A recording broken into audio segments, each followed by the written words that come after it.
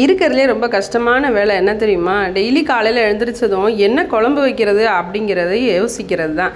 அதை யாராவது சொல்லிட்டாங்க அப்படின்னா காலையில் எழுந்திரிச்சோன்னா ஈஸியாக குழம்பு வச்சிடலாம். அப்படி தான் நைட்டு கத்திரிக்காயை பார்த்தோன்னே புளிக்குழம்பு வைக்கிட்டா அப்படின்னு கேட்டேன். என் ஹஸ்பண்ட் இல்லை இது முட்டை கத்திரிக்காய் குழம்பு வை நல்லா வைப்பேல அப்படி சொன்னார். சரி இன்றைக்கி அதை தான் வச்சுருந்தேன். கத்திரிக்காயை ஃபுல்லாக கட் பண்ணாமல் இந்த மாதிரி கட் பண்ணி தக்காளி வெங்காயம் இதெல்லாம் வதக்கிட்டு ஃபஸ்ட்டு எண்ணெயில் வதக்கி வச்சா கத்திரிக்காயை கூட இது கூட சேர்த்துட்டு மசால் பொடி இதெல்லாம் போட்டு கொஞ்சம் லைட்டாக வெந்த பிறகு தேங்காயை அரைச்சி ஊற்றி இறக்கணுமா சூப்பரான முட்டை கத்திரிக்காய் குழம்பு ரெடி ஆயிரும். இதை நம்ம லஞ்ச் பாக்ஸ் ரெசிபியாகவும் கொடுத்து விடலாம். மதியம் சாப்பிடும்போது இது நல்லா டேஸ்ட்டாக இருந்துச்சு. இன்றைக்கி எங்கள் வீட்டில் எல்லாருக்கும் லஞ்ச் பாக்ஸ் இதுதான். என் பையனுக்கு தனியாக குழம்பு ஊற்றி கொடுக்கணும். ஆனால் என் தம்பி பெரிய பையனாக இருக்கான். ஆனால் அவனுக்கு குழம்பை ஊற்றி கொடுக்கக்கூடாது, இப்படி கிளறி தான் சாப்பாடு வைக்கணும்னு சொல்லுவான். நான் தனியாக குழம்பு ஊற்றி வச்சுருந்தாலும் அவனாக அதில் ஊற்றி கிளறி பேக் பண்ணி வச்சுக்கிடுவான். அப்புறம் இன்றைக்கி தொட்டுக்கிறதுக்கு அப்பளம் தான் செஞ்சுருந்தேன்.